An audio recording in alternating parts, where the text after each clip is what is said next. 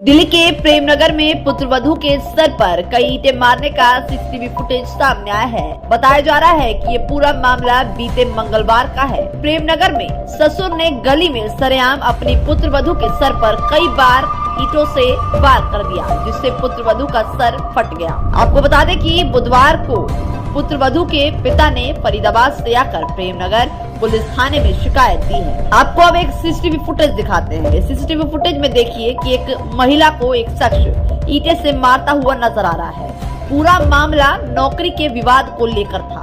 दरअसल महिला उस शख्स की बहू है जो ईंटे से मार रहा है, वह उसका ससुर बताया जा रहा है। पीड़िता काजल उम्र 26 साल बताई जा रही है। पति का नाम प्रवीण कुमार है जो दिल्ली में सिविल डिफेंस में कार्यरत है और अपनी पत्नी से उसका कहना था कि बोल देना जीने से गिर गई थी, लेकिन सीसीटीवी फुटेज सामने आने के बाद सच्चाई खुल गई है। ससुर अपनी बहू को ईंटे से मारता दिखाई दे रहा है। फिलहाल 112 पर फोन कर पीड़िता ने पुलिस को शिकायत दर्ज करा दी है, लेकिन अब तक FIR दर्ज नहीं हो पाई है। पीड़िता का कहना है कि जल्द से जल्द हमारी शिकायत पर सुनवाई हो और ससुर पर FIR दर्ज कराई जा सके। अब सुनिए पीड़िता और उसके परिवार का क्या कुछ कहना है। मेरी बेटी है। कैसे पता चला क्या? मैंने 3 बजे सर मैंने फोन करा, मैंने कहा मैं जरा पूछ तो लूँ मतलब कैसी है कैसी नहीं है। कल ये इंटरव्यू देने जाने वाली थी तो मैंने कहा मैं पूछ लूँ। मैं इसकी मतलब खबर लेती रहती हूँ मैं, क्योंकि इसके ससुराल के इसको बहुत दुखी करते हैं, जो मैं इसकी खबर लेती रहती हूँ। तो मैंने ये धीरे बोली, मैंने कहा बेटा परवीन कहाँ है?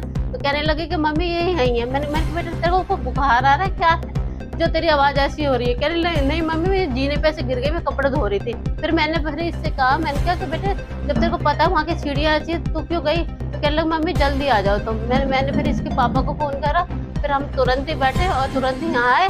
तो ये कहने लगी मम्मी तुम गुस्सा तो नहीं होगी कि मेरे ना ससुर ने मुझे मारा है? तभी फिर मेरे को गुस्सा आया, फिर हम लोगों ने इधर उधर भागे, कंप्लेंट करी है फिर हमने। अभी तो कुछ भी नहीं है,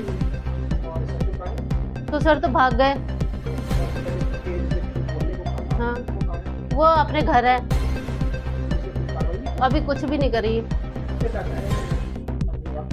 हाँ ये 25 बोल रही है मैं, क्योंकि मैंने तो देखे भी नहीं है। अभी क्या कहना है? मैं बस यही चाहती हूँ कि इसके सास की और इसके देवर हैं और इसके ससुर है, इन लोगों को क्या कहते हैं पुलिस में दो। इसको मतलब मैं चाहती हूँ इन लोगों को सजा हो। बस इन्होंने 4 साल से बहुत दुखी कर रखा है। पुलिस आई थी आपकी कॉल करने के बाद, उन्होंने क्या कहा? उन्होंने तो कुछ भी नहीं करा। काजल, काजल आपके साथ किसने मारपीट की? क्या नाम है और क्या लगता है? तो मेरी ना 4 साल पहले शादी हुई थी, तो दहेज की वजह से वो लोग परेशान करते थे। मैंने केस भी किया, तो फिर मेरे पति ने कहा चल हम दोनों अलग रह लेंगे। पहले तो मेरे ससुर ने घर से निकाल दिया हम दोनों को। हम अपनी मम्मी के पास रहे 15-20-25 दिन। फिर मेरे पति ने यहाँ पर आके नांगलोई में रेंट पे घर ले लिया। तो फिर खर्चा ढंग से चल नहीं रहा था। मेरे पति सिविल डिफेंस में 20 हज़ार रुपये कमाते हैं, तो मैंने बोला मैं भी कहीं जॉब कर लेती हूँ। तो मेरे 2 इंटरव्यू परसों हो गए थे, कल मेरे को फाइनल इंटरव्यू के लिए जाना था। तो मेरे पति ने घर पे बताया कि भाई मेरी वाइफ इंटरव्यू के लिए जा रही है। तो उन्होंने बोला तुम्हें जो करना है वो करो, लेकिन मेरी बाइक है, बाइक मेरी घर पे रख दो, तुम्हें मेट्रो से जाना ऑटो से जाना कैसे भी जाओ। फिर मैं जाती अपनी एलर्जी की दवाई लेने के लिए डिस्पेंसरी, मुझे नहीं पता था वो वहीं बैठे हैं। उन्होंने मुझे देखा और मेरे में ईंटें बजाई 3-4 बारी, फिर मैं वहीं बेहोश हो गई। तो कैसे होश कब आया और कैसे पता चला? थोड़ी देर बाद ही होश आ गया था, जैसे उठाया हल्की सी देर के लिए बेहोश हुई थी। फिर मेरे पति मेरे को वहीं प्राइवेट उसमें लेके गए, तो उन्होंने बोला कि ना ये बोल दो कि सीढ़ी से गिरी है ताकि जल्दी हो जाए, क्योंकि अगर वैसे बोलेंगे कि मारा है किसने तो वो लोग करेंगे नहीं। खून बहुत गहरा था, पूरा सूट चुन्नी सब खून से भर गए थे। सिर में पता नहीं सर, डॉक्टर को पता, टोटल 25 टाँके आए। हाँ तो ये उंगली में भी लगी, उंगली फट गई। पुलिस ने क्या कोई कार्रवाई की? फोन नंबर पर आपने कॉल किया, पुलिस आपकी क्या मांग क्या कहना? सर मेरे ससुर को जेल में डलवानी चाहिए। तो अभी पुलिस आई थी? अभी कोई कार्रवाई की बात हुई? पुलिस नहीं आई है सर, अभी रात को ही आई थी, फिर नहीं आई है। और मेरे साथ जब से मैंने रेंट पे घर लिया है सर, मेरे सास और ससुर दोनों उसी गली के चक्कर लगाते रहते हैं। वहाँ परचून की दुकान है, वहाँ से कुछ लेते नहीं है, लेकिन वहीं खड़े रहेंगे, उसी वही देखते रहते हैं मैं क्या कर रही हूँ क्या नहीं कर रही हूँ। ना बताएगा सत्य प्रकाश। सत्यप्रकाश जी, आपकी बेटी को किसने मारा, क्या घटना पूरी थी बताइए।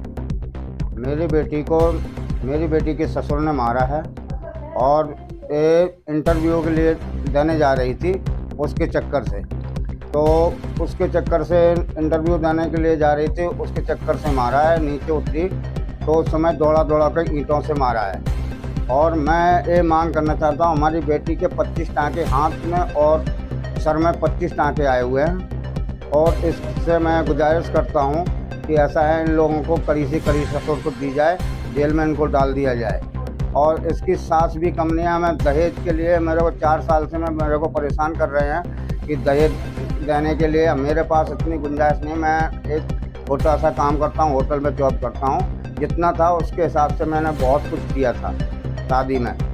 लेकिन अब ये मेरी बेटी किराए पे अलग रह रही थी, इन्होंने घर से निकाल दिया था, तो रेंट पे हम मेरी बेटी और दमान रह रहे थे। लेकिन फिर भी इनको मंजूर नहीं हुआ कि वहाँ रहते हुए ये रोज़ वहाँ घर के नीचे चक्कर लगाते रहते थे, क्या कर रही क्या नहीं कर रही। अब ये घर की परिस्थिति कम होते हुए इसलिए जॉब करने के लिए सोच रही थी। अच्छा, जॉब करने जा रही थी तो क्यों मारा, कुछ पता चला? ये जॉब करने ये चाहते कि नहीं जाए, अगर नहीं जाना चाहते तो घर पे बैठा के अपने खिलाते, कोई ज़रूरी थोड़े से थे मतलब ये जॉब करना। अब घर से भी निकाल दिया, रेंट पर रह रहे और दमान की 20,000 तनख्वाह है, और इसके बाद में आधे से ज़्यादा तो घर पर देता दमान। इनका पति क्या करता है? ये सिविल लाइन पता नहीं कौन सी है, इतना तो मुझे पता नहीं, उसमें जॉब करता है, 20,000 सैलरी मिलती है, लेकिन वो आधी सैलरी से ज़्यादा तो घर पर दे देता है। आधी सैलरी में इनका गुजारा दोनों का नहीं होता, रेंट का मकान है, कहाँ से गुजारा होगा। इसलिए उस लड़की ने जॉब के लिए, लड़की मेरी पढ़ी हुई है, BCom कर रखी है, हाँ, तो वो जॉब के लिए सोच रही थी कि जॉब कर लूँगी तो घर का गुजारा चल जाएगा, लेकिन उनको मंजूर नहीं था। अगर मंजूर नहीं था तो घर से निकाला क्यों? पुलिस ने अभी तक क्या कार्रवाई? पुलिस ने अभी कोई भी कार्रवाई नहीं की है। मैंने कल 112 पे मैंने कॉल करके बुलाई थी, आए थे, इसके बाद में दमान को पकड़ के ले गई थी, फिर इसके बाद में छोड़ दिया। अभी तक पुलिस आपके पास आई है या नहीं? मेरे पास अभी कोई पुलिस नहीं आई है, अभी कोई कार्रवाई नहीं हुई है। वहीं इस पूरे मामले के बाद पीड़िता का परिवार दिल्ली पुलिस से इंसाफ की गुहार लगाता दिखाई दे रहा है।